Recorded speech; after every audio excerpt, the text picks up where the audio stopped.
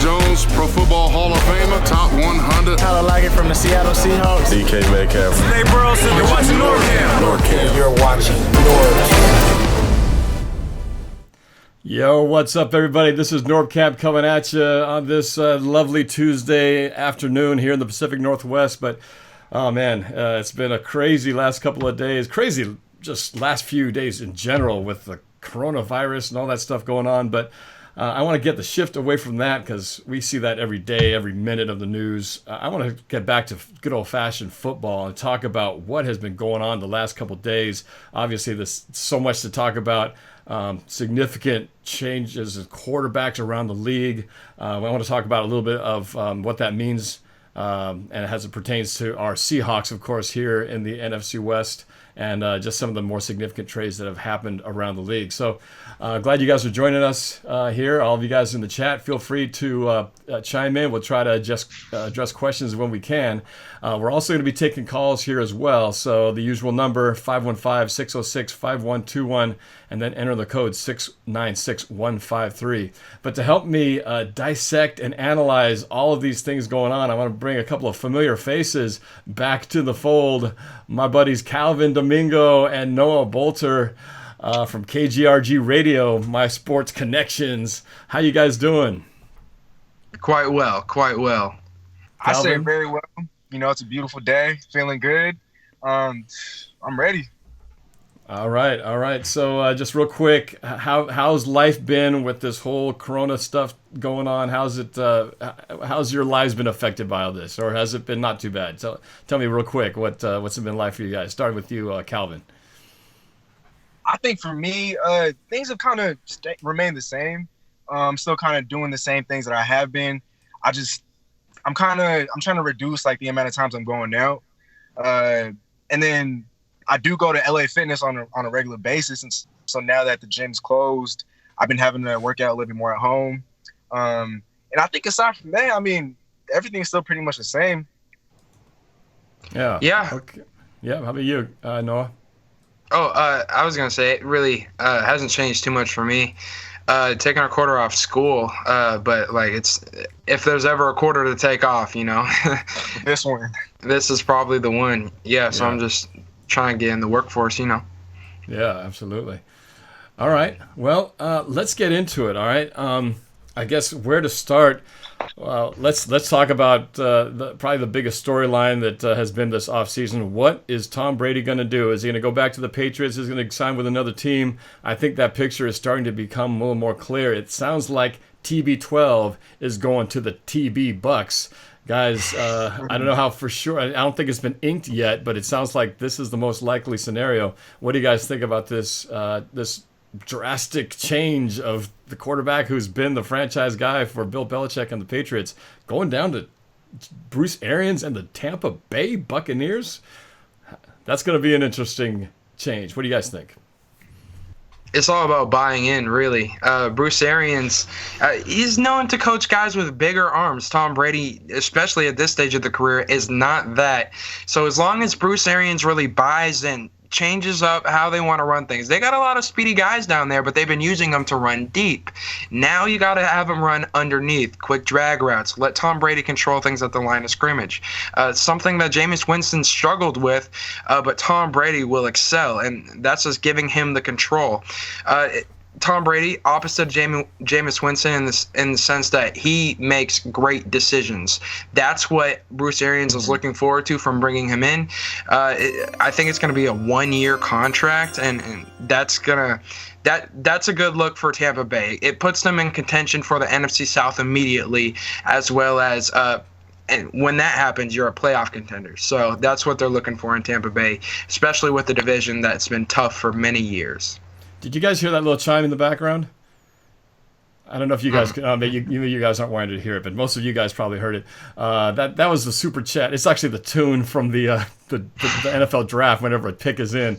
But that alerts me that a super chat has been activated. Ancient Hawk 48 with a $1.99 super chat says Brady is in Tampa now. It's official. So I guess it's no longer a question. It is official. Tampa Bay Buccaneers. Calvin, your thoughts on the TB12 move to Tampa Bay? To be quite honest, I'm very surprised. me personally, I wanted to see him in LA, with the Chargers and a bigger market. It fits Tom Brady, the golden boy, the GOAT. I wanted to see him in LA. But going off of what Noah was saying, with him going to Tampa, he has to buy in. Bruce Arians has to buy in. He should know that at this point in his career, he's not the thrower that he once was. He's not able to throw the ball 50, 60 yards down the field to guys like Mike Evans, Chris Godwin. And so as long as Bruce Arians is able to construct the offense to where it caters to his play style now, I think things will definitely work. Definitely vaults him into contention for an NFC playoff spot. And with him going to Tampa, at first when I heard about it, I wasn't very fond of the idea. They do have a lot of weapons around Brady for sure, but their defense still has a whole lot of question marks. The offensive line leaves a lot to be desired. The running back play could use, some juice, some more juice in the backfield. But I definitely think that with all the cap space that they have, there's still a lot of moves left to be made. But with him going to Tampa, I was just very surprised. But I can't wait to see them, work out. I can't wait to see how. Nope. You still there? I'm not even sure if that's coming from me. I apologize if that's me. No, I didn't know. I didn't hear. I think you just stopped, so I think it's on your end. But go ahead, you're still there. Oh no, it was. I think Norb. I think it was the your caller line because it said it did the whole welcome thing. There's two listeners. Oh, you know what? It's. I was having some issues. People were calling and saying there's a problem with the line, and I had to reset things. So I didn't hear it on the stream, but obviously you guys did. Apologize for throwing you off with that. No, it's all good. But last thing I do want to say is that with Tampa, they were very close to competing for a playoff spot with Jameis Winston at quarterback. And so I think it's safe to say that the Buccaneers are playoff locks, especially with the playoff format expanding. And so I think, that'll be my hot take. Tampa Bay is a lock for the playoffs.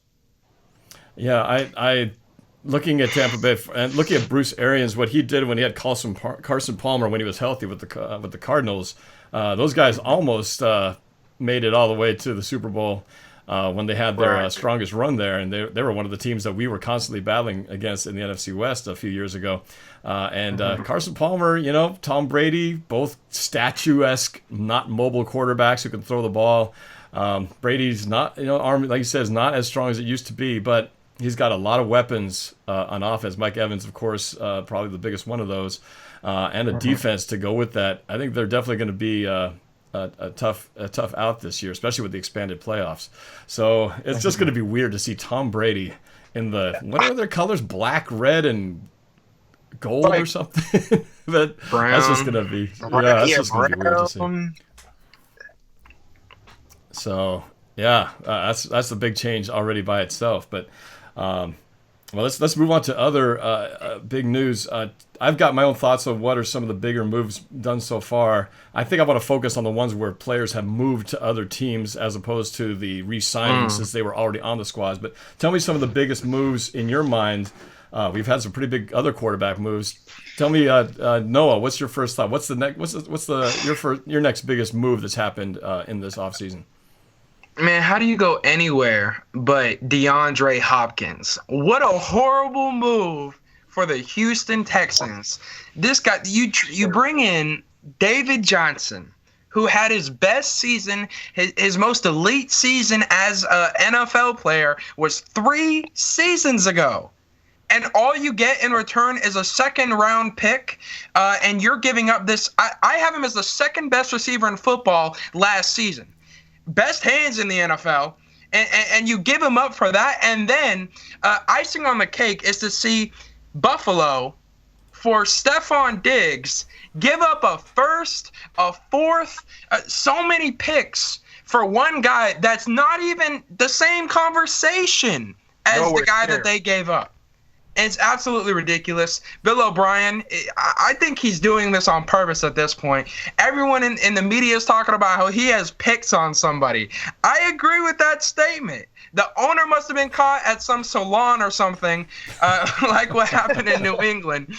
And and Bill O'Brien has the pictures, because I have no idea how football-wise you can make that move as a paid professional. I think defensive end Cameron Hayward of the Pittsburgh Steelers said it best. I think not only do the players need to be drug tested, but front office personnel need to be drug tested immediately. When I saw this move, I was speechless. My jaw just dropped. I could not believe what I was seeing.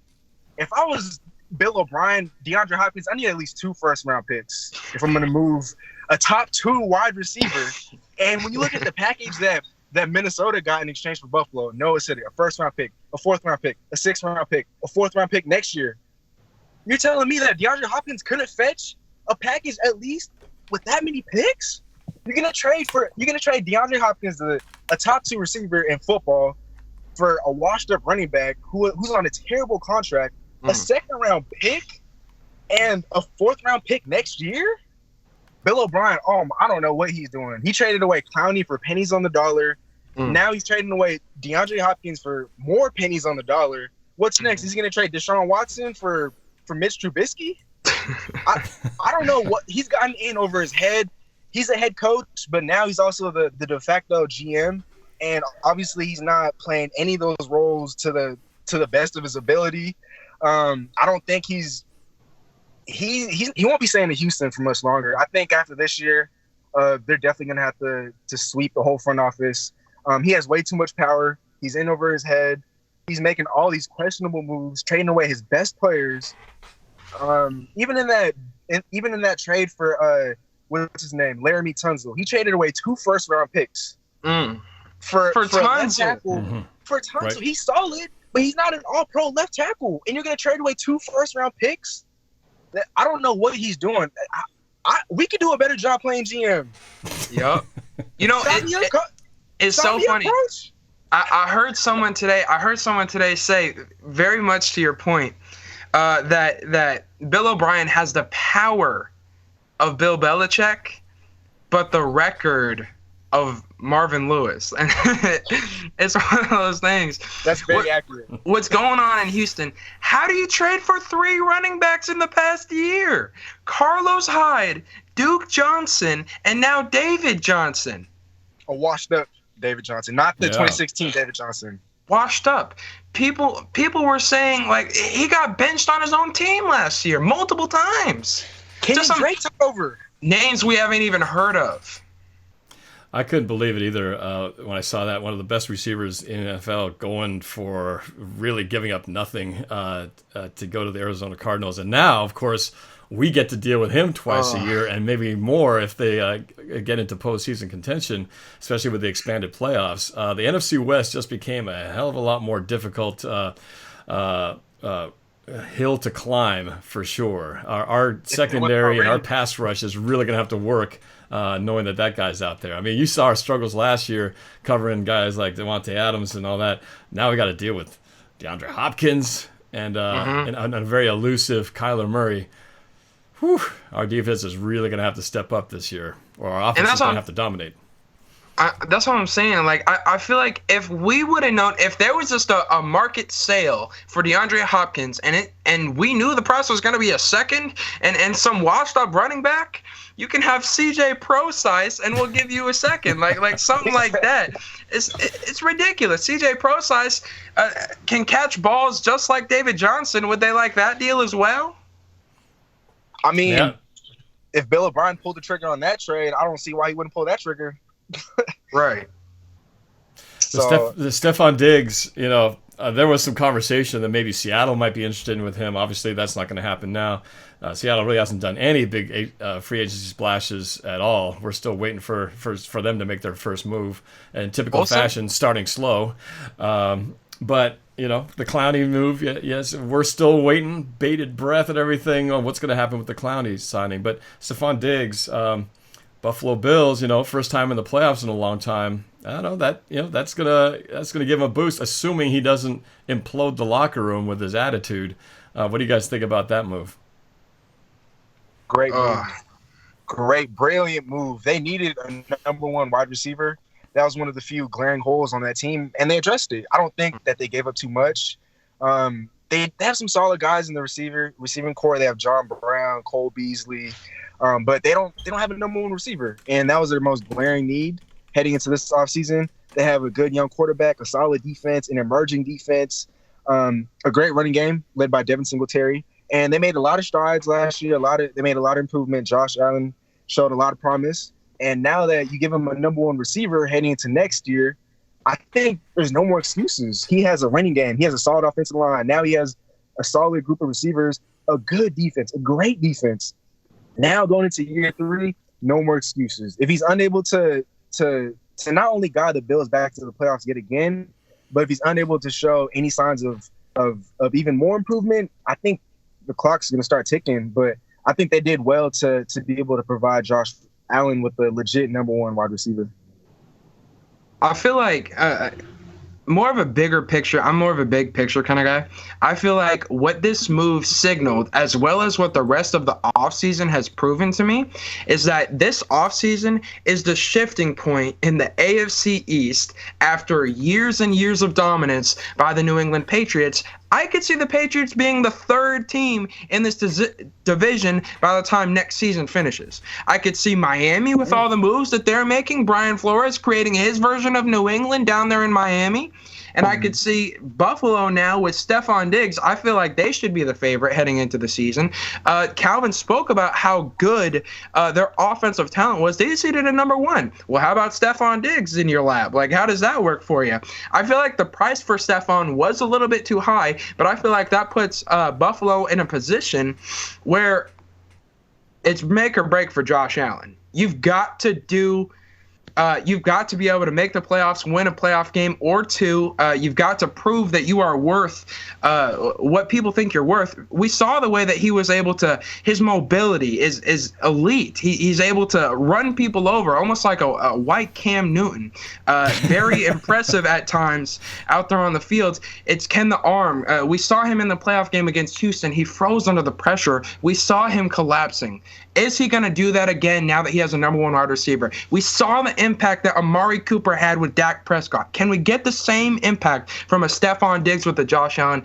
That's what Coach Sean McDermott is looking to do, and I feel like it was a good move to see if your young guy is really with it.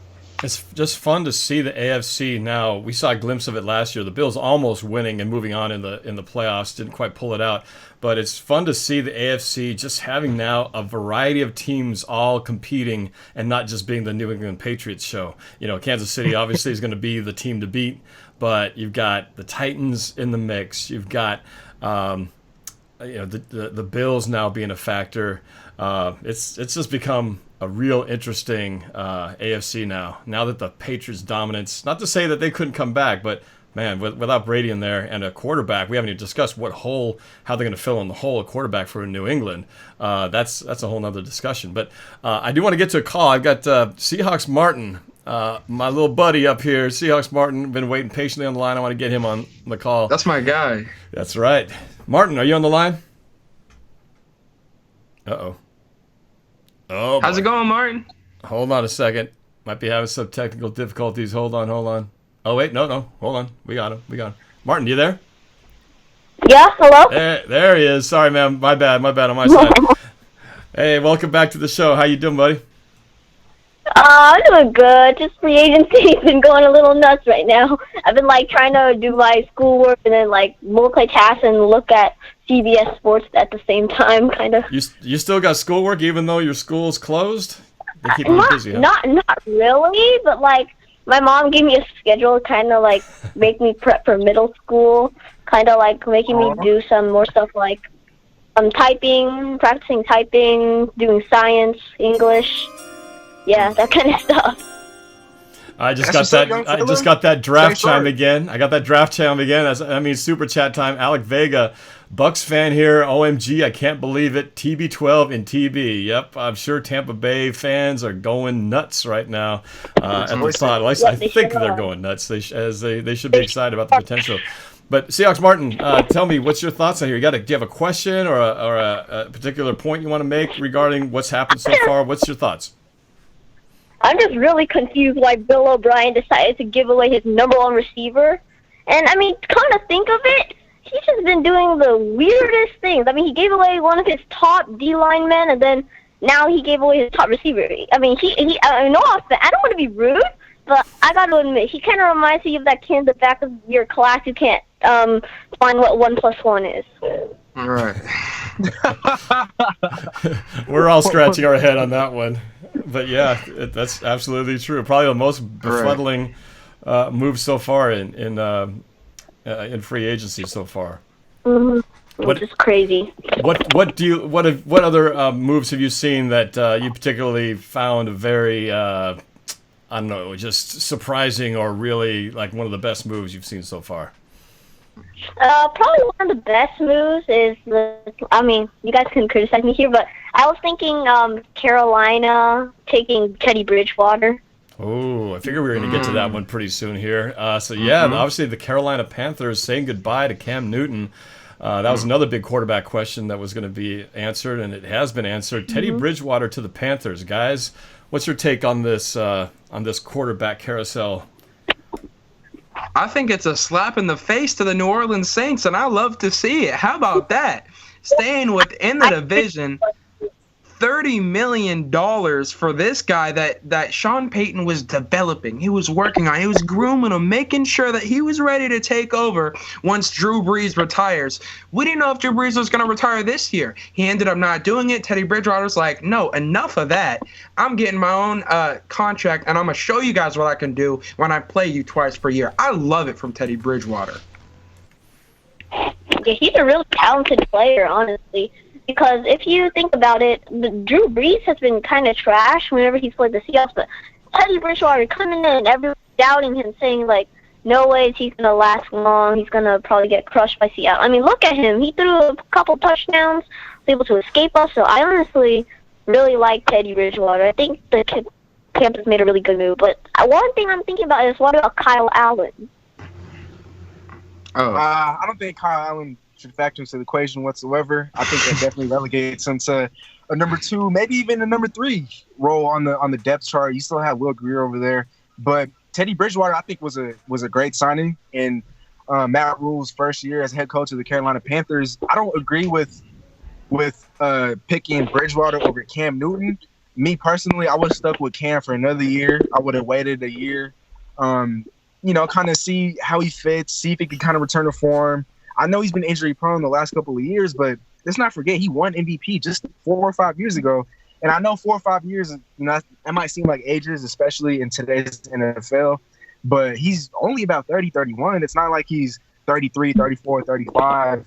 I wanted Carolina to squeeze at least another year or two out of Cam and kind of go from there. But if they like what they see from Teddy Bridgewater, I mean, why not pounce now? So I think it was a great move. I'm not sure. He doesn't have the biggest arm, and so I'm not sure if because I know DJ Moore, one of the receivers for Carolina, definitely showed a lot of signs last year and year 2. He's a deep threat, and so I'm not sure if Teddy Bridgewater is going to be able to take advantage of his number 1 receiver's best skill set. But if Matt Rule was able to cater an offense to his positives, to his strengths, then I think it'll all work out in the end. I'm going to get a quick shout out to Philly Special for the super chat. It says, "Sup Norb, cheers." Thank you, Philly Special, for the super chat. My thoughts on that, I'm kind of in some ways not surprised given the coaching changes over there with Juan Rivera leaving the Panthers in the offseason. You get a new head coach. Sometimes they want to start fresh with their own guy, or at least wiping the slate clean a little bit. And I can see why that maybe he want to make his mark with a new one and not kind of feel like he's stuck in what's been, kind of the pattern so far with the Panthers. Teddy Bridgewater has been pretty clutch. I don't think he lost the game at all with the Saints last year in that backup role. Nope, not at all. But now with the Saints, that opens the door. I assume now does that mean Taysom Hill will now become the full-time backup quarterback for the Saints? Taysom Hill at times was one of the best players on the team for the Saints. All around, yeah. Really good. So his role might be expanding, guys. You think that might be the case now? Taysom Hill clearly in the number 2 position for the New Orleans Saints. Well, I have a theory about Taysom Hill, and this goes back a little bit. And I feel like the number 1 place I want to see him, and it's not just because my uncle is a Saints fan, and so I despise them at times. But what I would love to see is Tampa Bay, who has so much, one of the leading teams in cap room this offseason, if not the top team in cap room. I know you just signed Brady to a $30 million contract, but Bruce Arians does love those deep balls, and Brady doesn't have that arm. So what if you brought in a gadget player like a Taysom Hill that could line up with Brady? You could run all sorts of trick plays with that. You're also load managing with Brady, not making him do too much throughout the game. You have a guy that can throw a deep ball, so the threat is still there throughout the game. And by having Taysom Hill and Brady on the field, you're making defenders very nervous out there. Taysom Hill can do anything, and much like Teddy Bridgewater to Carolina, it's a slap in the face to New Orleans. Big time. Interesting. Well, Martin, what other thoughts you have? How about particularly with the Seahawks? I know it's been pretty quiet on the Seahawks front. We haven't even talked. It's been so quiet. We haven't even talked about the Seahawks moves yet. What's your thoughts on what the Seahawks have or have not been doing so far? They've been doing things. It's just not the big sexy splash. I'm just wondering about the Seahawks. Why? I mean, I understand like they have a plan Luke Wilson. But my opinion was like you now have like, let's see here. You got Greg Olsen, you got Will Dissly, you got Jake. Well, I mean it's a good point to have Luke Wilson in there just in case Dissly gets injured, which is probably like a 60% chance at this rate, considering how many times he has gotten injured. But I don't see a point for that. I mean, as long as Dissly stays healthy, I think we're pretty much fine. Greg Olsen could be like the number 2, and Hollister could be like the jumbo package guy at number 3, or sometimes maybe even filling in for Greg. Wow. Well, Calvin, you okay over there, man? You look like you've been a little busy in your car. Always something. I apologize. I had to kind of move some stuff around. The stream is always interesting when Calvin's on the show. You never know what's going to happen to him when he's on camera. Right, it's not but there's going to be something or something. I'm just waiting for a cop to come up and make you move your car because you're parked in some illegal spot or something like that. But anyway, that's so funny. So probably the biggest move the Seahawks have made is, I guess, the re-signing of Jarran Reed. We did our collaboration a few weeks ago, and I think we all figured they were going to do that. So it's not a big surprise, really, that Jarran Reed is back. What's your guys' take on? What do you think about Clowney? I think we all agree we need to have him back. Do you feel like anything's changed with the signings that have gone on to other defensive ends, or do you still feel like he's in play right now? He's definitely in play. We gotta jump on this before all the defensive ends that are effective at getting to the quarterback leave the free agency market. This is the best guy on the market from the get-go. We're making it past the first couple days of free agency where you're going to be drastically overpaying. That's a really good sign. Seattle hasn't been making a lot of moves too. Another very good sign. Although the Chargers made it look very much like they were going after Brady by bringing in 2 offensive linemen and still unable to do it. So it's not a lock that we're going to be able to bring back Clowney. But I definitely still think it's the way to go, especially with the fact that we see Vic Beasley coming off the board. A bunch of other guys, Bud Dupree a while back, different guys coming off the board that we were potentially looking at. So let's take care of our guy. He's already in Seattle. Let's just try and keep him here. Yeah, I think we definitely should still do everything that we can to try to re-sign him. I think that when it comes to his price tag, he might be asking for a little bit too much. He's talking about how he wants money that's at the top of the market. So like 22 million, 23 million, maybe even 24 million. And guys like Khalil Mack, Aaron Donald, they're the ones getting paid 23, 22 million. And I understand that, we all understand that he's not in the same class as those two guys. But we also understand that when it comes to free agency, guys do get overpaid just because of the market. But because we have so many needs across our defense, I just can't see us allocating that much of our cap to Clowney. While he is a game changer, while he is a wrecker, while he is one of the better defensive ends in football, if we weren't able to justify paying Frank Clark about $20 million annually, while Clowney's better, I just can't see us throwing that much money at him, knowing that we have all these needs. Because last year, with him in the fold, while he wasn't 100%, we still had one of the worst pass rushes in football. So imagine if we were to give him 20+ million. How are we going to be able to address the other needs, the other holes that we have on our team still? And so I think that if the price is right, we should do everything in our power to re-sign him. But if the price tag is eclipsing 22, 23 million, I think we should wave goodbye. I definitely agree with that. Hey, Martin, I think if I recall your one of your comments or one of your posts, you were not in favor of bringing Clowney back. You still feel the same way? Or? I don't think that just like way too much. And the thing is that he's not consistent. Like if he was just like playing the same way he did in San Francisco the whole way through the season, then of course we would want to sign him back. But like he just keeps getting injured, and he has so many down games. I mean, like that's not going to help us. And if you want 21 million, you got to show that you want 21 million. Like if your performance is like meh, okay, 50%, then why give it to him? I mean, sure, he might like what do you say again? He might like improve himself, but I think at this rate 21 million's way too much. Well, the injury factor definitely plays into it.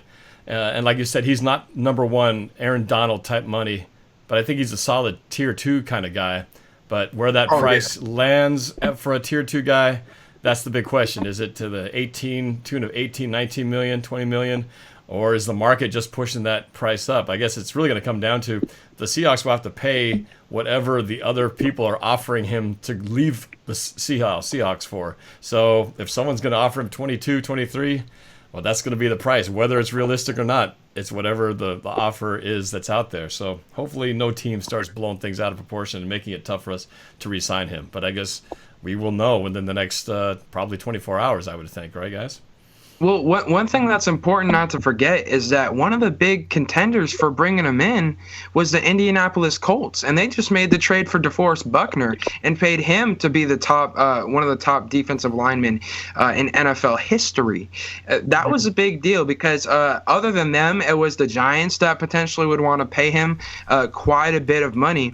But I think I said before that the hard cap for me is 20 million. I think you have got to be able to go into that negotiating table and tell him that if he wants to be a winner, you bring forth the same points that Calvin and Martin just brought up. It's that you're not going to be on the field 100% of the time. Don't make it so high in guarantees. Make it so high in incentives. Give him an opportunity if he's there to play where he can earn top defensive lineman money, but only if he gets to those certain goals within the contract.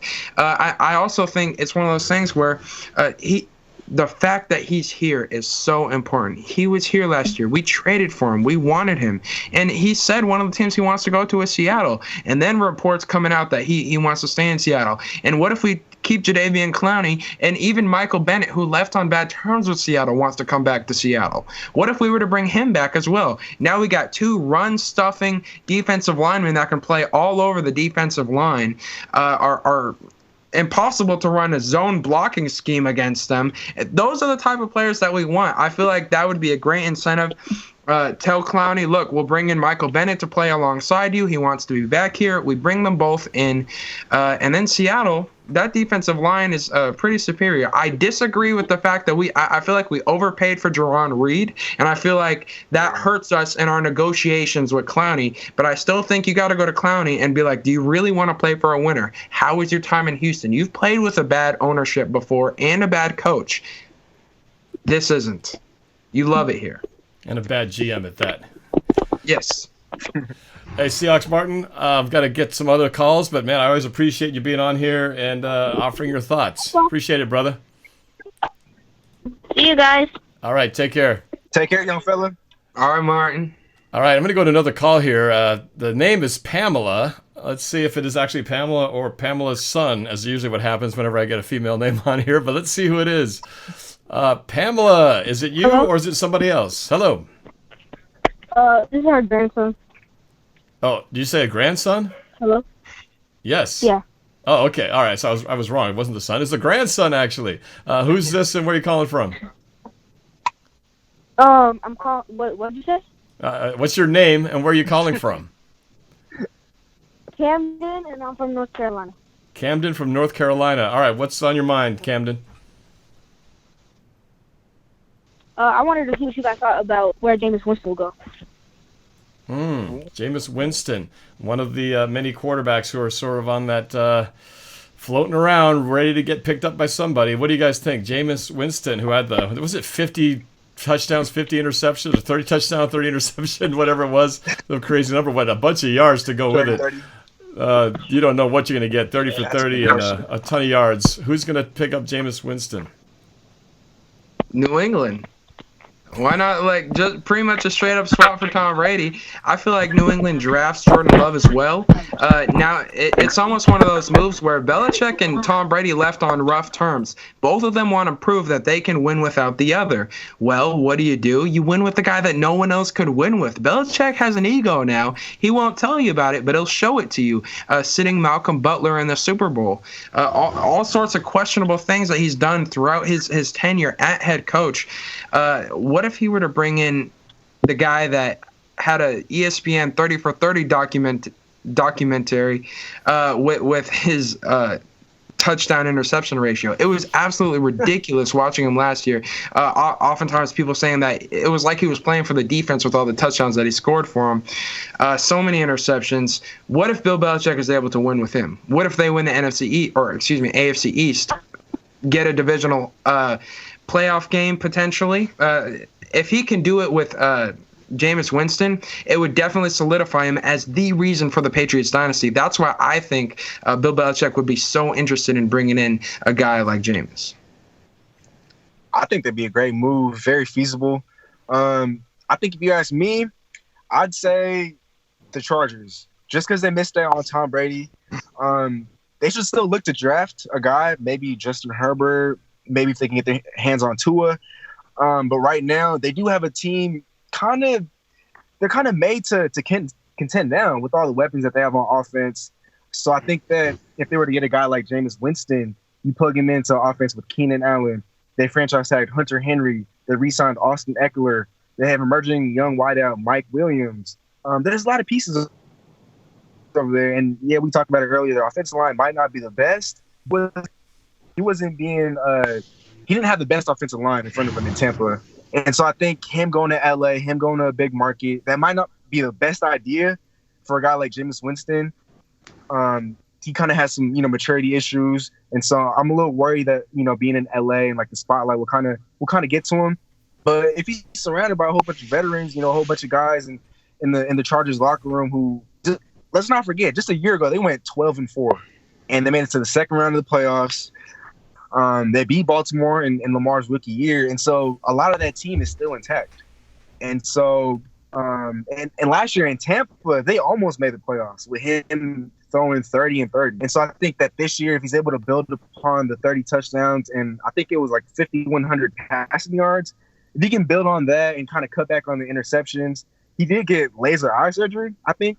Yeah. I don't know. A lot of people were kind of joking around on social media saying that, he wouldn't be throwing as many picks if he had gotten surgery last year or something like that. So let's see. Let's see if that actually played a part into all those picks, into all those interceptions.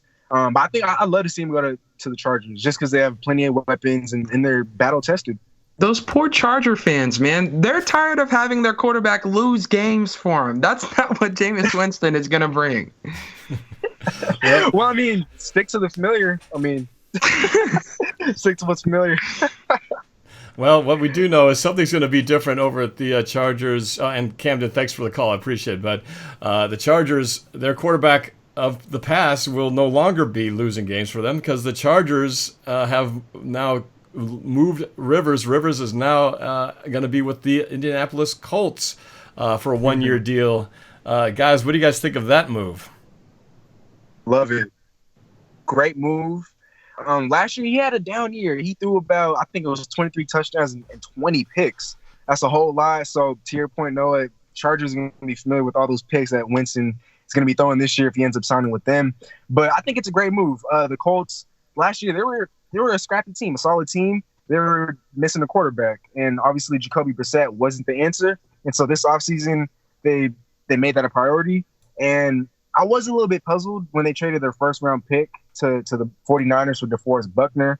Not that I'm doubting DeForest Buckner's ability. He's a great defensive player. I just thought that the Colts, I wanted them to not only sign a veteran free agent, but to draft a quarterback as well.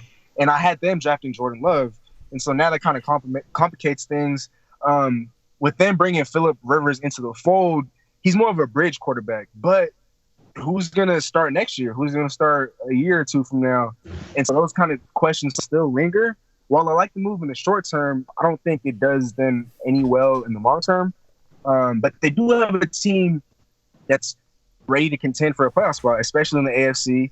They were that close last year with a guy like Jacoby Brissett playing quarterback. And so when Phillip Rivers goes to a team like the Colts, who have Frank Reich, he's a quarterback guru.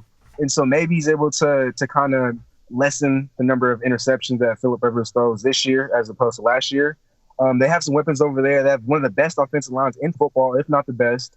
And that was kind of the problem in LA this whole time, or the last couple of years, him being behind a terrible offensive line. And so we'll see how he holds up. But I think it was a great move. As long as you don't lock him in for 3, 4, 5 years, I think signing him to a 1 to 2 year deal, that's perfect. I agree with Calvin. I think it's a win-win situation. Definitely a short-term marriage, more like a dating situation. I wouldn't even call it necessarily a marriage. But how it's win-win, you got to look at it from both perspectives, right? From the franchise's perspective, all they wanted was an upgrade on Jacoby Brissett. They just got robbed of their quarterback of the future.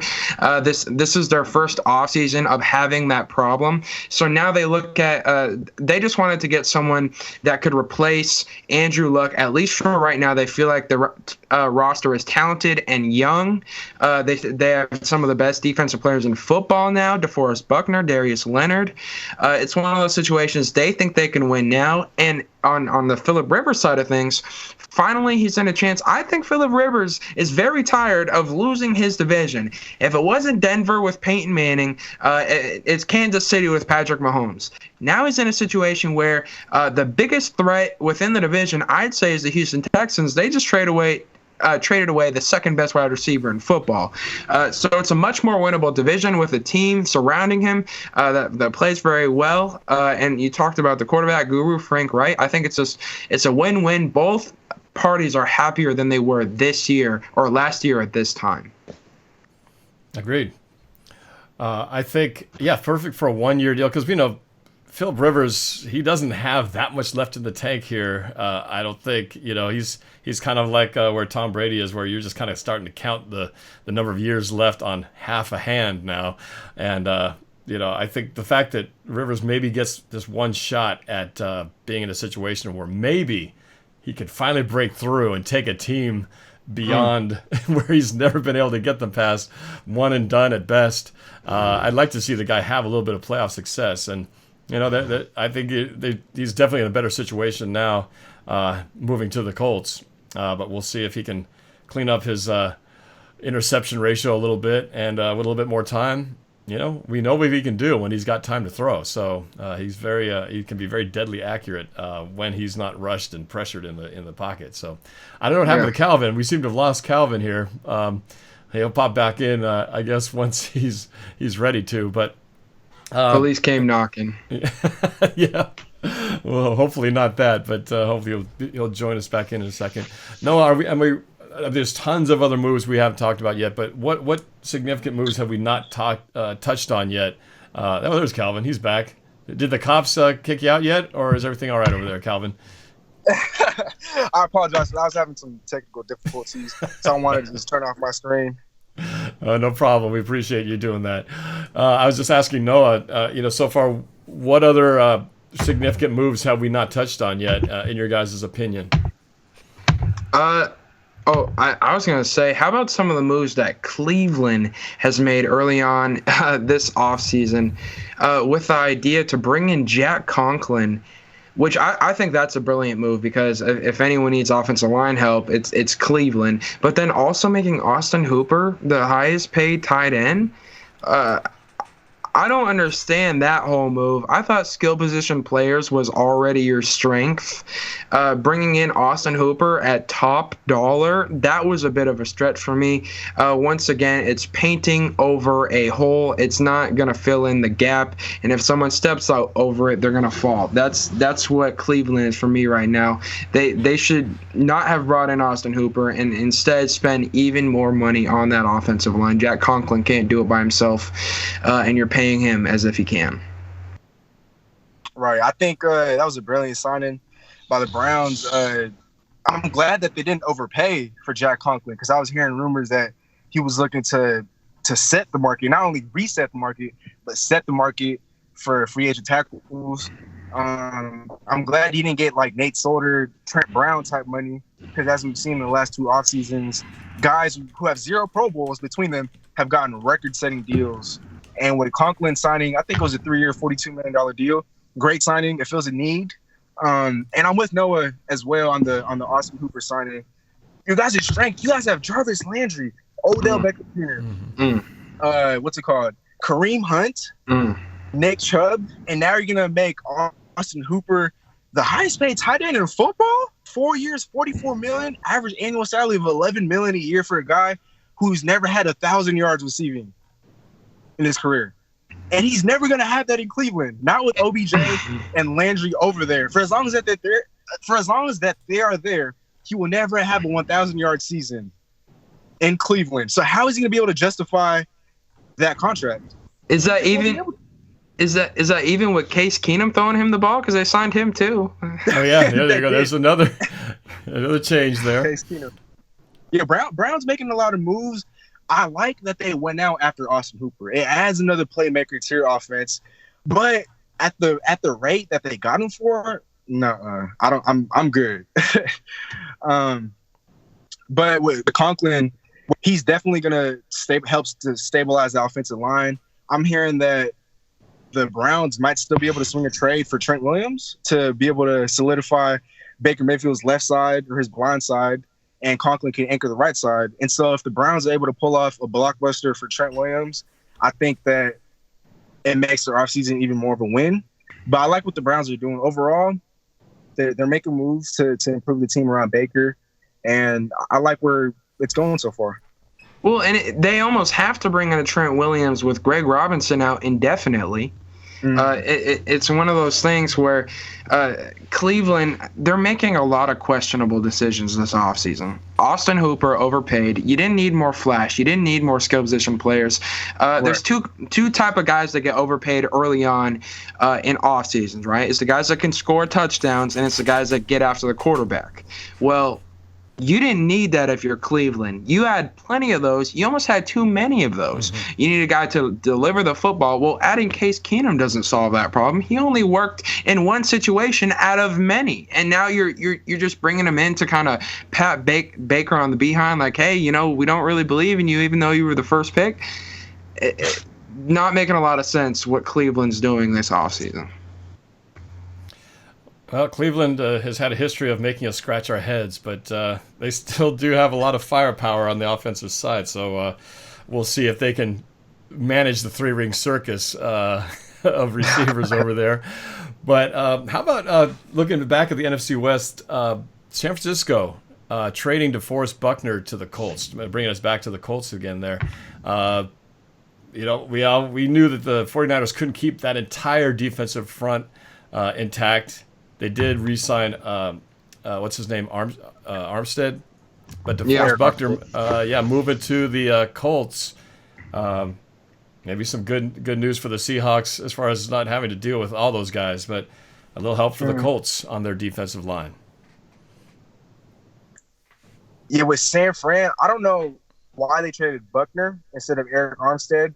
Buckner is easily the best defensive lineman. Maybe there might be an argument for Nick Bosa. There's an argument for Bosa now. Let's get that straight. There's an argument for Bosa. I think that if San Fran was going to trade one of the stud defensive linemen, they should have traded Eric Armstead. Last year, he led the team in sacks with 10. But the previous 4 years, the years before that, he had a combined 9. And so I don't know that last year's performance is what we're going to be seeing in the future. But they essentially chose Eric Armstead over DeForest Buckner, and both were overpaid. But if they were going to choose one, they should have went with the better player. And so that's kind of where I stand on that.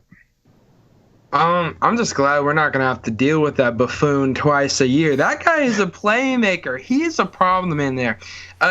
What San Francisco had last year was a more spoofed up version of Kansas City. They had DeForest Buckner was their Chris Jones, and Nick Bosa was their better Frank Clark. Now imagine having that with a surrounding cast like Eric Armstead, Solomon Thomas, and those boys. All these guys that they have on their defensive line, and then they just traded away their anchor. DeForest Buckner was Mr. 49er. He's been that his whole career. Seahawks fans like myself are afraid of seeing him there in the trenches. He's so tall, just stands over people, recognizable face. He's a monster down there. That's one of those guys you hate to go against. He's a Calais Campbell type of player, right? Super big monster, just freak of nature, like Giannis if he played football and was had a football body. It's freaky to even look at him. And now he's gone. That's one less problem we're gonna have every single year. I just I got a comment in the chat from Green Mobster. It says because explaining why it's because Buckner wanted $21 million. Now they get a first round pick instead of a third next season. He says that's an easy decision. So again, if this is sort of the benchmark, $21 million, who knows? Maybe Clowney, compared to Buckner, similar player, maybe not. But maybe that $20 million line isn't quite so far up there as we thought. Maybe to give a little hope that Clowney's not going to push the bank and the Brinks truck too far up there beyond what we can afford. I guess we'll find out. Speaking of Calais Campbell, traded from the Jacksonville Jaguars, we got some very happy people over there on the East Coast. Ravens, getting the benefit of that. What's your thought on that move? Highway robbery. They traded him for a fifth. The Jaguars traded Calais Campbell for a 5th round pick. I don't know what's up with all these general managers, but Calais Campbell at this stage in his career, he's no longer in his prime. He's 33, 34, but he's still a very effective player. He was Jacksonville's best defensive player last year. I don't know what the Jacksonville Jaguars GM is on, but he has to be drug tested along with Bill O'Brien. You trade a guy like Calais Campbell for a measly 5th round pick, and the Ravens, I like what they're doing as well. They signed Michael Barker from the Rams. They franchise tagged Matthew Judon. They're really looking to start assembling a defense equivalent, if not, on par with their offense. And so I like what the Ravens are doing, but simply put, that was highway robbery. I definitely like what the Ravens are doing. I agree with you, Calvin, because by bringing in a Michael Brockers and by bringing in a Calais Campbell, they found out in the playoffs last year that it's not enough to just be able to run the football. You have to be able to stop it, too. And that's what they're really fixing right now. They already had the secondary, one of the best secondaries in the NFL last season. Marlon Humphreys, Marcus Peters, Earl Thomas, and then Clark. That's three Pro Bowl quality players, as well as Clark. But and then I like the defensive line now. It's going to be a very physical team, and that's how they want to play. They're well coached. John Harbaugh doing a nice job out there. They won the regular season last year, and they're winning the defensive line battle of free agency. Good for Baltimore. Yes, sir. Well said. We're going to go to some more calls. I see a bunch of people coming in now. There were some issues with the phone lines, but it seems to be cleared up now. So let me take some callers here. Let me go to Lewis. Lewis, what's up? You're on with NorbCam, Calvin, and Noah. What's on your mind, Lewis? Lewis, you there? Okay. Maybe he's not there. Hold on a second. Hopefully we're not having further technical difficulties. Let me try another one here. How about Joey from Everett? Are you there? What up, Norb? Hey, what's up, Joey? How you doing? Pretty good. How about yourself? Considering everything that's going on in this world, it's fun to just sort of escape from reality and talk about just football for a little bit. You know what I mean? So, how about you? Yeah. How's everything going? You're up in Everett, and you're an Eagles fan, if I recall. Yeah. I still Okay. haven't gotten to talk to you about the chance about Wild Card Weekend from a few months back. Oh, yes. A real quick interruption with the Seahawks from Seahawks Briseño with a $2 super chat. Wants to know what Seattle's next move is. We'll address that shortly, but thank you for the super chat. We did not talk about that wild card game. I got to go back in my memory. I don't know if you guys know about this on Amazon Prime Video. They have this football series where they focus on a certain team and they follow them through the whole season. And they did the Eagles last year. I can't remember the name right now of the name of that show, but it was pretty cool to watch because obviously we played them twice last year, once in the regular season and then once in the playoffs.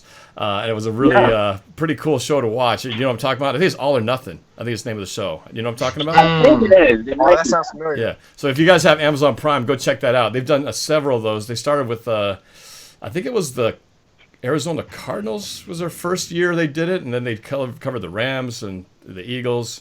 Just waiting for them to do the Seahawks. They did the Raiders one year. The Raiders, yeah. I think that's right too. What do you want to talk about? Coming from an Eagles fan here. Let's talk about free agency. Malcolm Jenkins has declared that he is no longer going to be an Eagle. Okay. I saw that. Yeah, Malcolm Jenkins is no longer an Eagle. I feel heartbroken like that. It's like Malcolm Jenkins, arguably of our generation, was one of the best strong safeties, maybe next to Cam. Cam Chancellor. Yeah, he was. Malcolm What's Jenkins his? A really good safety. Is he a free agent? Is that his status? No, he is retiring, I think. Retiring. I think. Wow. I saw That's it crazy. yesterday. Something about the football left in him. Wow. Well, I'm just reading an article here. Eagles not picking up the team option on Malcolm Jenkins. I don't see anything about him retiring, though, but... They're not coming to deals with him, so he might become a free agent. Did you guys just see the news about Quentin Jefferson? No, what happened? He's staying, right? No, he's in Buffalo. They're signing him. Oh, Quentin Jefferson to Buffalo. Man. That's a big like hit. that. And so to answer the, I'm sorry. But I like the move with Greg Olsen to Seattle. I like that. Oh, we love that over here. Yeah, no, that's a big one. I feel like the Seahawks might be actually a good team this year with Greg Olsen. Hey, if we could we're keep, pretty good last year. if we could keep our, if we could just stay healthy, we will be a good team. Yeah. You got Will Desley out of UW. Mm. And then Luke Wilson back. still have Luke? Luke Wilson back. Yep. Luke Wilson did re-sign for a couple of years, so he's back. We also signed a running back, Isaiah Crowell. You guys are good. Yeah. The only problem I think is you have maybe one or two guys on your tight end spot that are injury prone. Will Desley, obviously. Will Desley's really injury prone. Yeah. Mhm. We know that. That's fair. Yeah, I think ACL tear rookie year. Wasn't that it? Yep. It was an Achilles tear. Or the Achilles tear. it was a knee. It was a knee the first year, then Achilles this year, wasn't it? Oh, Yeah. yeah. Yeah, That's okay, right. there you go. But yeah. No, he's our equivalent of a George Kittle. Maybe not quite to his level, but he's like a baby version of George Kittle. George Kittle's in a class by itself, but he's Seattle's next best version of a George Kittle. He can block. He can catch the ball. He was doing it both years before he got hurt. That's the big difference between him and George Kittle. George Kittle's been able to play practically the whole season, with a couple of spots. we just couldn't get him to stay more than like a quarter of the season. If we can get a full season in, man, we're gonna be something else. We would have won the NFC West if he could have stayed healthy the whole season. Easy. That puts us at the 1 seed. Yeah, potentially. I a mean, lot more games. Toward the end of the season, you guys had that chance at the number 1 seed, but then you lost to Arizona at home, and then you lost to San Fran for the division. Should have won that game. I hate to say it, he was short. Jacob Hollister was short. He was short, but there was pass interference The prior to that. the man got stopped. Right. Honestly, this is coming from Eagles fans. I hated to see that because I was watching that game live, and I hated to see that. Because you ain't want to play us. Yeah, that's right. I honestly, Yes, sir. I don't didn't wanna blame be you. Seattle, and two, I wouldn't want to play us either. Like, at that point, it would have been the 3. You guys would have been the 3. Mm-hmm. I think you guys would. Yeah, we would have been the 3 seed. We would have hosted Minnesota. Yep. Yeah. It was to Minnesota. We would have won that game, and Oh, yeah. And the Eagles would have been hosting. Who was the Eagles? Who would have been? The Rams or the Niners? no, not the Rams. Well, the 49ers would have been the 5th seed. Yeah, it would have been So we San would have. Fran. The Eagles would have been playing the 49ers. I didn't like our chances playing either you guys or the Niners. I didn't. I don't know if we still would have faced. I think we still would have been. No, wait. Would we still face the Packers in the next game? No. We would have. I think we Packers would've still been- would have been on the road because we were still only the 3 seed at that point. So we still would have But had the- to go to somebody's house. Packers would have The won. matchup. That was a bad The- matchup. The matchup at quarterback, though. No, Josh McCown versus Jimmy G. Put the popcorn away. Like I don't want to watch that. Yeah, but Josh that's a McCown wouldn't have been in that game because that fluky hit that knocked Carson Wentz out of the game. Yeah. While I still contend Honestly, it I was. don't think that hit was legal. I don't think that hit was legal. Hey, there are a lot of defensive linemen on the Niners that could have done that. It should have been helmet to helmet from Clowney. It should have been a penalty. It should have been a helmet-to-helmet penalty. Right. It wasn't a dirty play. I don't think it was malice was intended, but That wasn't intentional. We're going way down the living in the past mode here. Both you as an Eagles fan and us as a Seahawks fan, we've got to turn the page on last season because that is in the past, and we've got a whole another year of new CBA, new draft picks, new free agents. So we've just got to move on to the next thing. But but we beat you guys, so that's how it goes. So Twice. twice. That's right. And you know how hard it is to beat a team twice in the same year. Both in your house. That's right. Both 17-9. So we'll see what happens next year. But anyway, thanks for the call, Joey. I always appreciate it.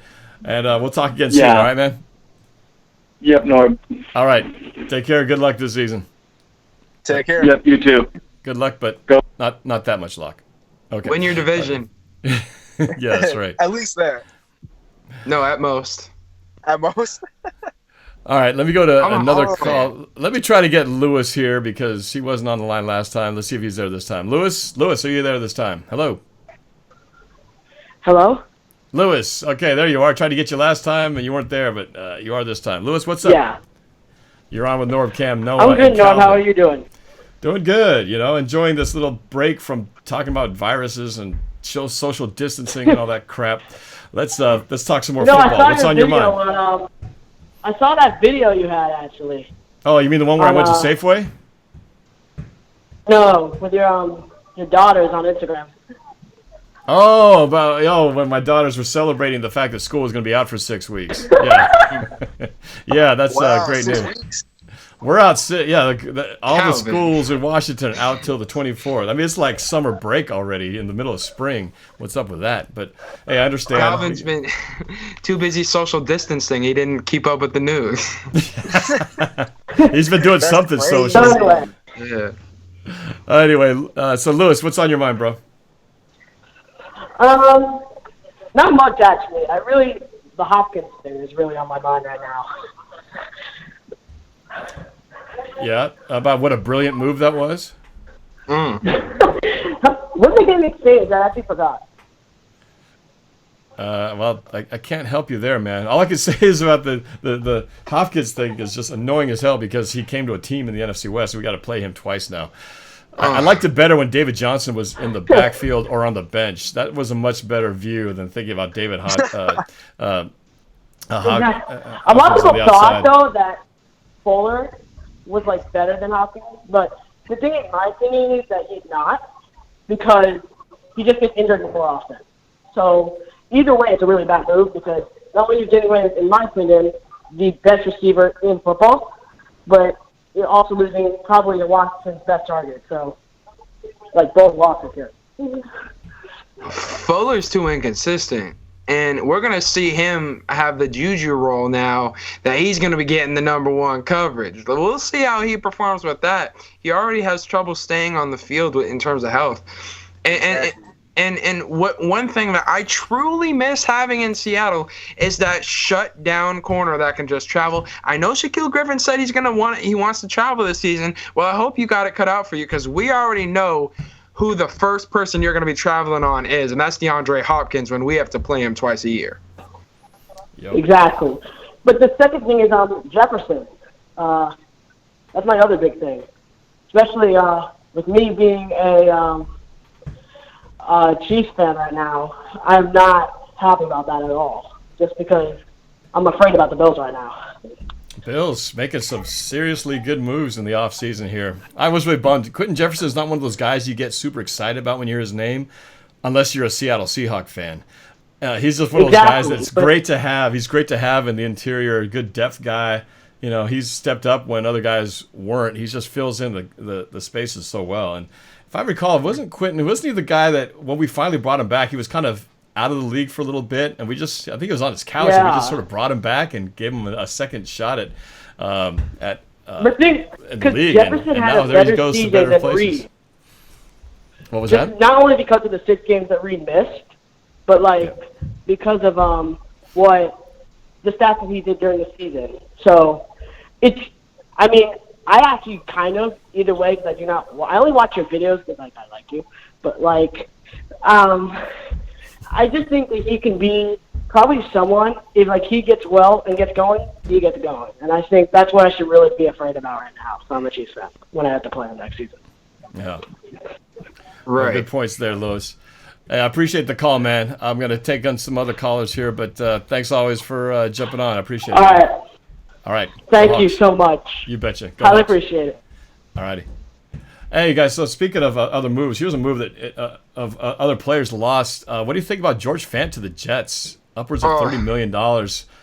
I had a Gangrene David, a big YouTuber Jets fan who frequents my channel. We talk a lot. He texted me last night, what should I expect from George Fant?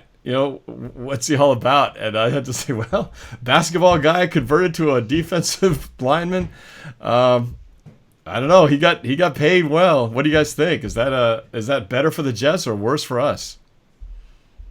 Well, I feel like, Calvin, we like to play a game on the show that we do. It's called the 3-word game, where you can summarize pretty much any team with 3 words. I feel like that we could summarize George Fant in 3 words. Better in Seattle. Same thing with Quentin Jefferson. They've been raised in Seattle. Seattle is what they know. They're going to go out there. They're getting overpaid. Same with Quentin Jefferson in Buffalo. It's one of those things where I feel like Quentin Jefferson's best performance in Seattle was in the stands at Jacksonville. And oh, man. It's one of those things the fighter moments. Both of these guys are going to go places and have slight impacts, but they're not going to be what they got paid to be. And that's a real difference maker out there. Both of them, this past season, we saw how much of an impact they were able to have. It wasn't worth the money that they're getting paid, and that's what the franchise that they've grown up with. So unless the Jets think they have some magical formula for offensive linemen, I know James Carpenter didn't really work out for them out there from Seattle, former offensive lineman for the Seahawks. We'll see if Fant works out over there. He's a good talent. He really is. He's a basketball player that transfer or that switched over last minute and worked in Seattle because we like to run 6. And when he had to come in and play for Dwayne Brown, he did fine, but not $30 million fine. It's not going to work out for the Jets. Hey, but remember, George Fant, I think he only had one pass caught during his time with Seattle, but he had that one. I can't remember what team it was, but remember he did a kind of an out route to the right sideline, and while Wilson was throwing it away, he made a diving attempt for that ball and caught it just out of bounds. I think Sam Darnold has a pass catching gem that nobody knows about in George Fant, and they just have to utilize him. Just watch that one play, and that was pretty amazing. That he could have toe tapped and got that touchdown if it was a little bit better throw. But George Fant, don't underestimate his pass catching ability. You gotta watch the tape. Watch the tape, man. Right. I know what play you're talking about, but there must be something about the Jets because they must love our offensive linemen. No, you brought it up earlier, James Carpenter, but they also traded Reno Giacomini a couple of years ago, and now they're overpaying for George Fant. That's more of a loss for the Jets, more so than for us, only because 1, they overpaid. 2, I'm not so sure he's a starter. He's a starting right tackle. I mean, we were one of the worst offensive lines in football, yet he was always the 6th guy coming in. He was never the primary right tackle for us. And so when a team like us, like I said, who has one of the worst offensive lines in football, when we're not even starting a guy like him on our offensive line, and now the Jets are going to come in, and that's going to be a disaster. Like you said, Noah, he's a homegrown product. We bred him over here. We brought him in. We kind of raised him, and then now that he's kind of leaving, he's getting paid, but I don't know. I mean, I don't think I wanted him to potentially compete for a right tackle spot here in Seattle, but not at that price. Nowhere near that price. So, no. What has he shown to warrant more than $10 million? That sideline grab. They saw that sideline grab, man. Yeah, exactly. They saw a secret weapon play. So he was 1 for 2. I think they can capitalize on that. Let's go to the phone lines again. Let's go Andrew over in Dallas. Andrew, what's up? Hey, Norb. Hey, what's going on, Andrew? How you doing? I'm doing good. How are you?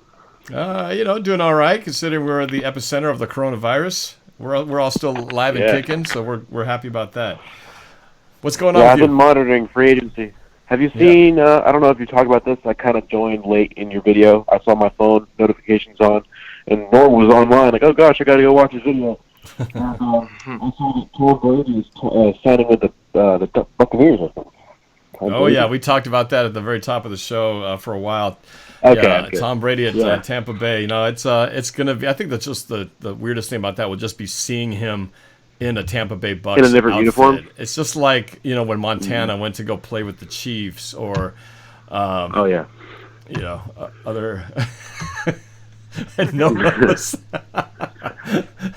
Noah just flashed a message. I really got to pee, so Noah's offline for a second.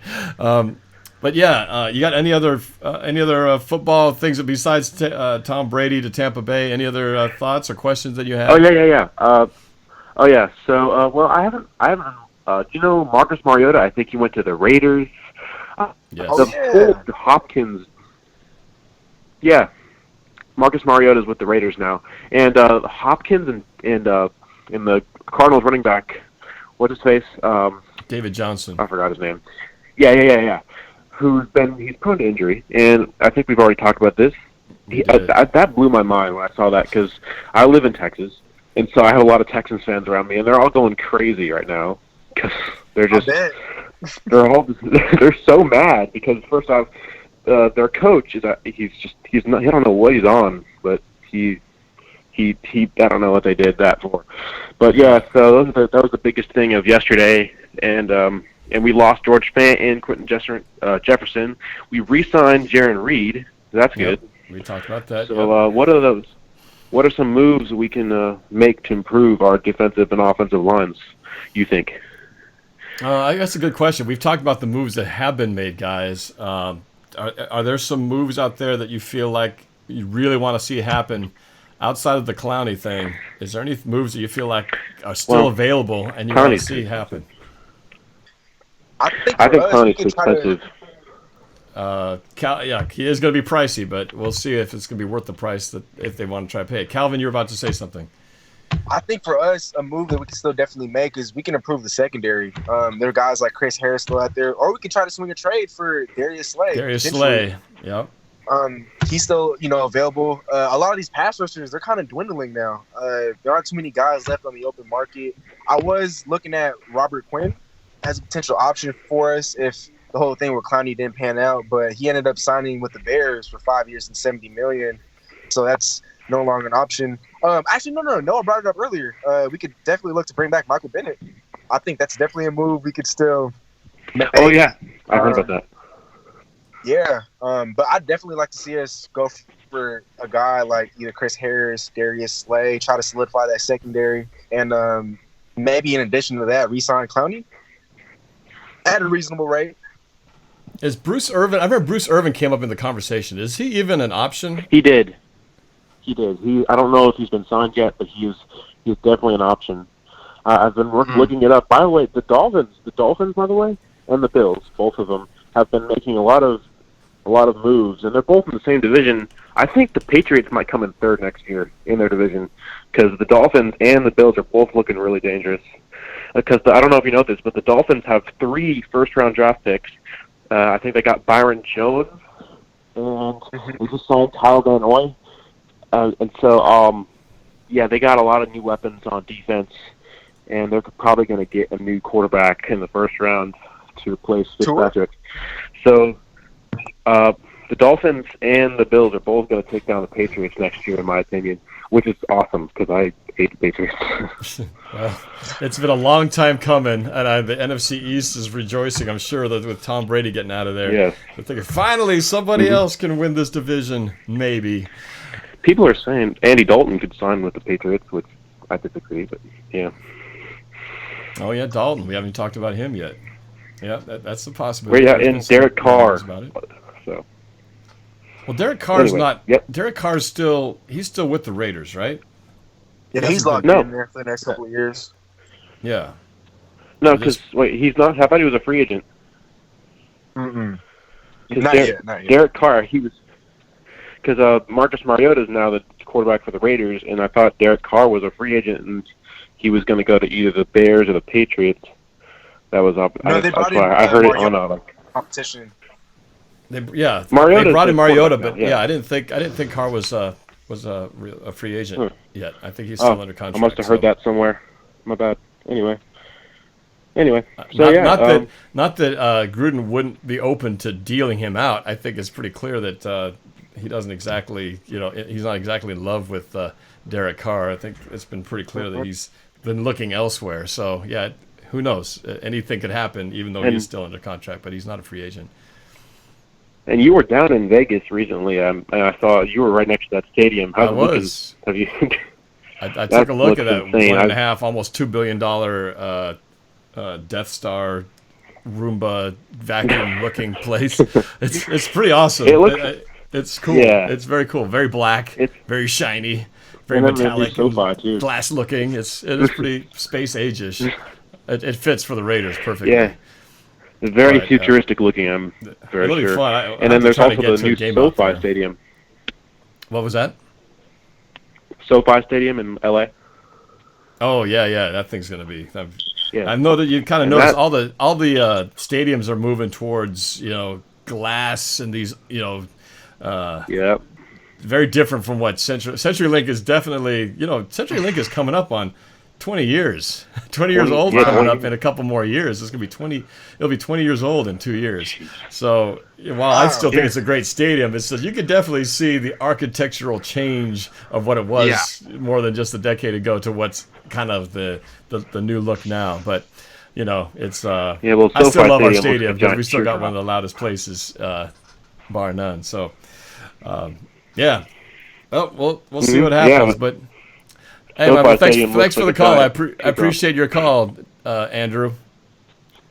Yeah, you too. Okay. All right, take care. Go Hawks. Go Hawks. Go All right, let's go. Let's go one more here. I'm going to go to my resident San Francisco 49er fan. We talked a little bit about the Niners with some of their moves. The good one. Let's bring Rohan here. He's the one who's polite and nice. Oh, yes. Was it the one that went crazy last time? No. This is the one who's calm and rational and glass half empty most of the time. Rohan, what's going on, brother? Still processing free agency, which is good because I don't have to deal with all the lockdown news. Right. Yeah. The Bay Area is getting pretty hit about as hard as Seattle is in terms of the restrictions on travel and going out. Yesterday the county said that everyone was supposed to stay in their house for the next 3 weeks, which is not fun. Well, it depends. Wow. It depends what you like to do. You know, some people love to stay home and watch TV and play video games. If that's your thing, this is like the perfect excuse to just be like on TV, 24/7. But even that gets boring after a while, right? You can only play so many video games and watch so many movies. So that's why we're here talking about football, because the football season still has hope that it won't get canceled if we can somehow kick this virus before September.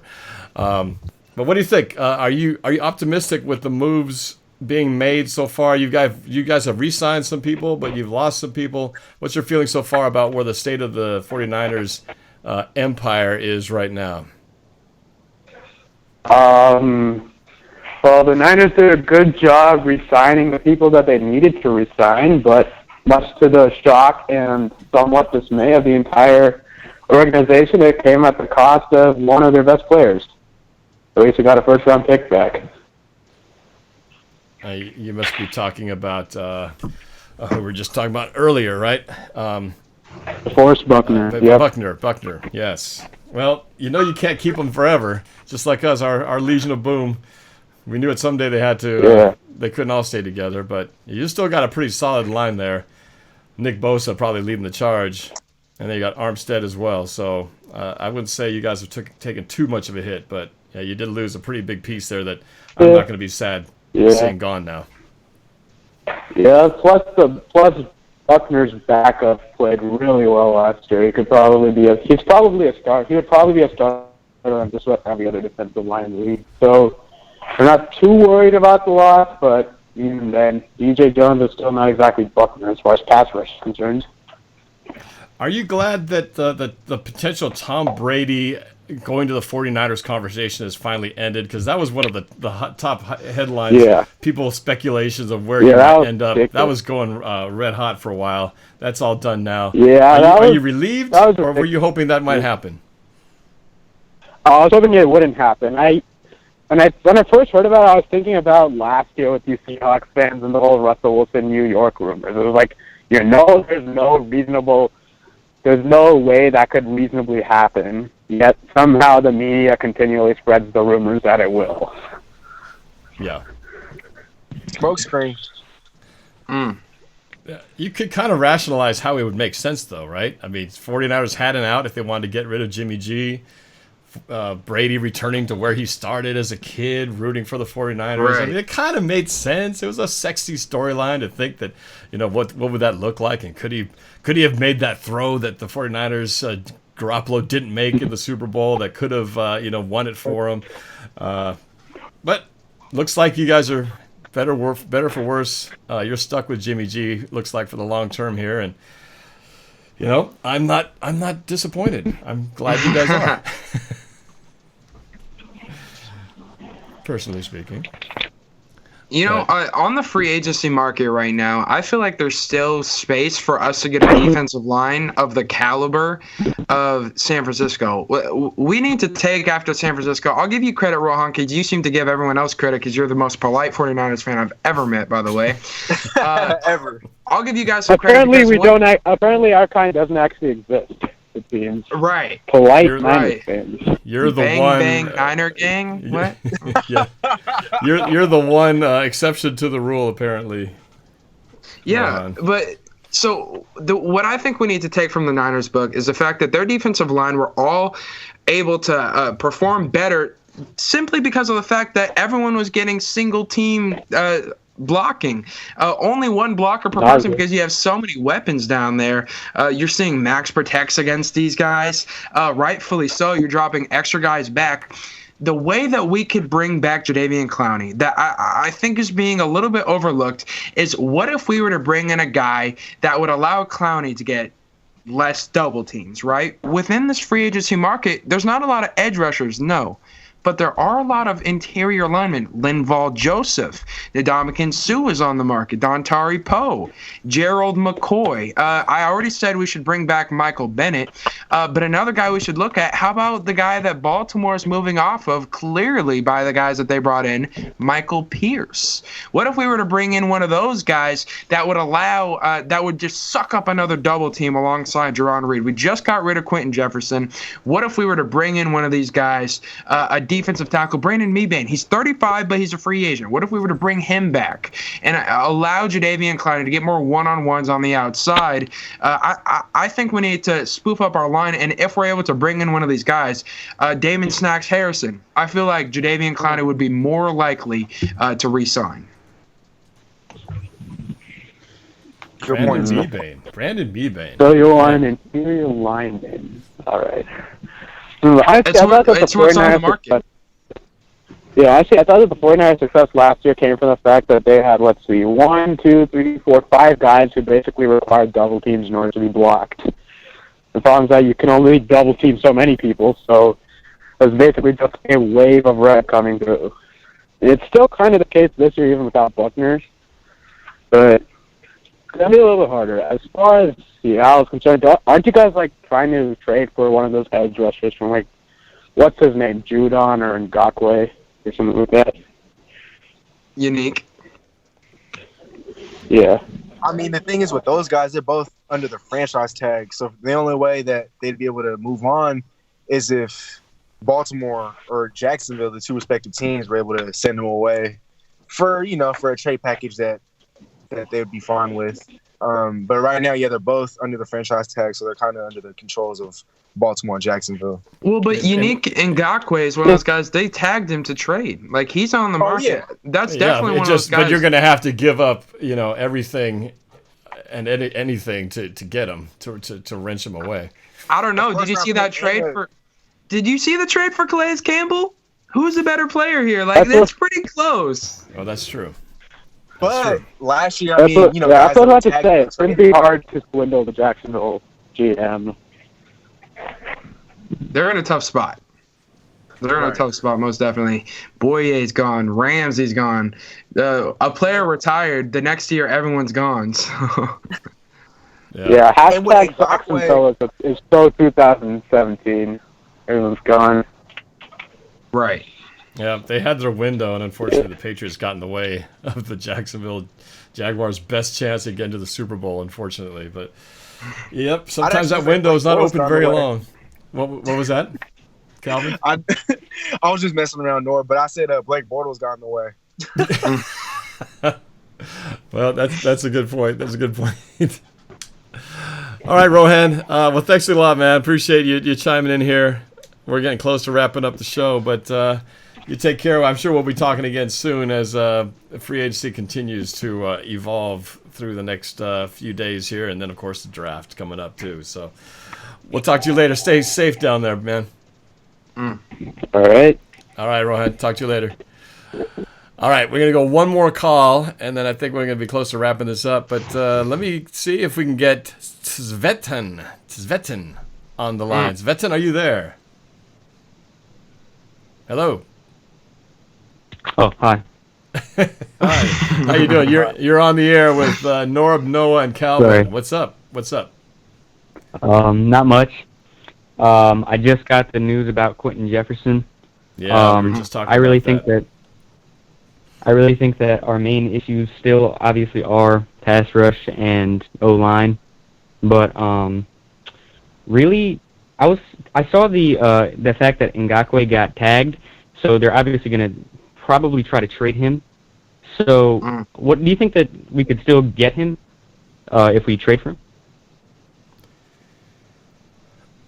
I think me personally, the price tag would be a little too high. It would take at least a first-round pick to prime out. Not only that, we'd also have to give him a huge contract, and that basically eliminate us from the Jadeveon Clowney sweepstakes. I think that if Clowney indicates that he's leaving Seattle, that might be a move that we're more open to doing. But at the same time, it's like I want for us to be able to build through the draft at the same time. And so I don't know if us trading a first-round pick, including a big contract, I don't know if that'd be the best route to go. Yeah, that's definitely if we don't get Clowney move. I think it's one of those things where you're going to be given up a bit of a contract. You're going to have to do that regardless to bring in guys with the talent. They're going to help you make the splash in free agency that Russell Wilson was asking for. Let's not forget that Russell Wilson wants some help, and he's not afraid to vocalize it for the first time in his career. I think that means he wants more help on defense, and I think that means an elite pass rusher to get at the other quarterback the way he's getting chased out there. All the time. Exactly. So I think if we're unable to bring back Clowney, that'll make it much more realistic. But until then, I don't think it happens.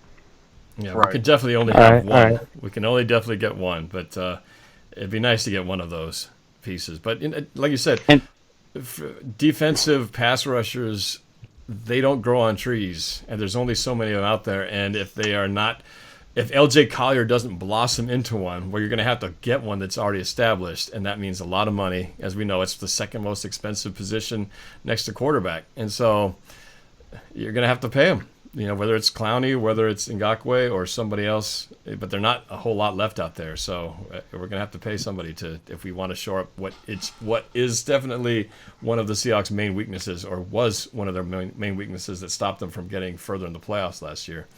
So, yep, it'll be interesting to see what happens. The Clowney thing really sets in motion what happens the rest of the offseason, for sure. So hopefully we'll know in the next 24 hours. What you think, guys? We should have an idea by the end of the day tomorrow?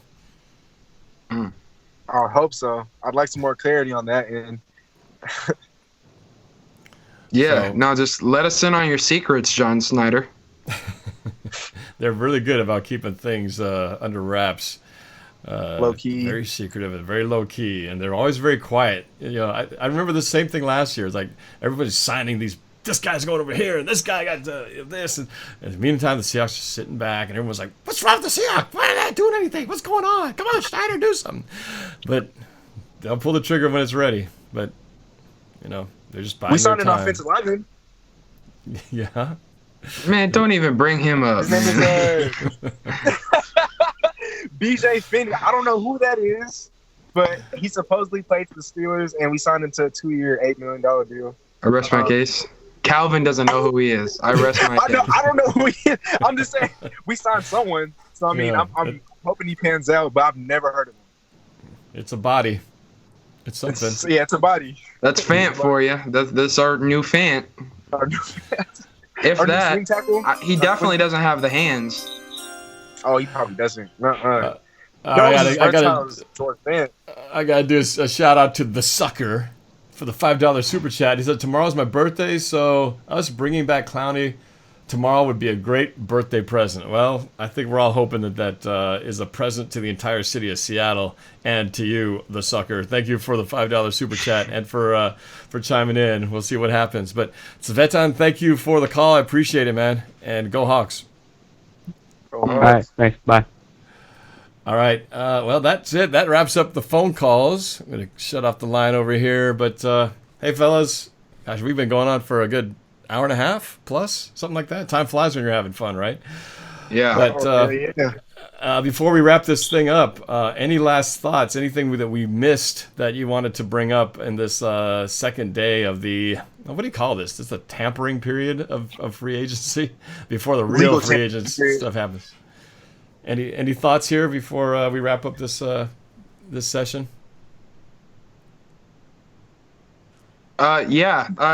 Wash your hands, people. Like, be very careful.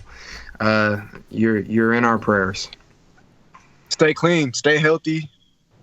I'm excited to see how the rest of the offseason unfolds. I think there's still a whole lot of big moves left to be made, and it's already been crazy. It's been a wild ride so far. We're only in day 2. So I can't wait to see what the rest of the offseason has to offer. Oh, yeah. Yeah. All right. Well, we'll do this again, I'm sure, sometime near the end of the free agency frenzy that will kick in high gear tomorrow. But before I let you guys go, we haven't even had a chance to talk to you about your YouTube channel and your podcast.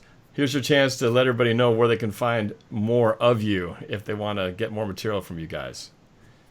Well, thank you. So yeah, we just started a YouTube channel. I'm doing daily videos, just breaking down what's going on. I did one about the DeAndre Hopkins deal. This morning, I predicted Tom Brady to the Buccaneers now, so you want to check it out at DJ Squabo. It's in the description. As well as our podcast. We do a radio show every weekend. Like you guys noticed, I disappeared here for a second to go to the bathroom. You can get away with that in radio. You can't do that when it's live on YouTube. Face to face. Yeah, but every Saturday from 10 to 1, we do the Bolt. It's a sports debate show. We play games, Bolt Jeopardy, which is Jeopardy, but with sports. It's a lot of fun. This week we're going to break down the impact of the virus on the world of sports once again, and we play the 3-word game. It's a lot of fun. The podcast of that show, if you're unable to catch it live, you can catch it live with the KGRG app, but the podcast of it is on SoundCloud. The link is in the description. Yes, it is. All right, gentlemen. Well, I guess thank you again. Your insight has been awesome. It's been a lot of fun. Hopefully, I definitely got some things out of this. Hopefully, our audience did as well. Thank you, audience, for all of your chiming in on the chat right over there. And for those of you who phoned in, thank you for your calls. I appreciate your patience. We were able to get everybody in today. That's a first. So that was great. So you guys, Noah, Calvin, thank you guys for taking the time to be part of this. And until next time, enjoy NFL free agency and stay safe, y'all. Hey, Norb, always a pleasure. We really appreciate you for having us, and thank you from the bottom of my heart. Yeah, we're trying to get you back on the show, man. Let's get you on there, go debate some sports, man. Let's see what's going on. And I know you got the show on Saturday, and there's a good chance I'll be joining you on the Saturday show in the studio again. So I'm looking forward to that. That'd be great. That means y'all gotta tune in, man. Oh, you guys that's a must. All right. Thanks, guys. We will talk again soon. Stay safe and go Hawks, baby. Stay clean.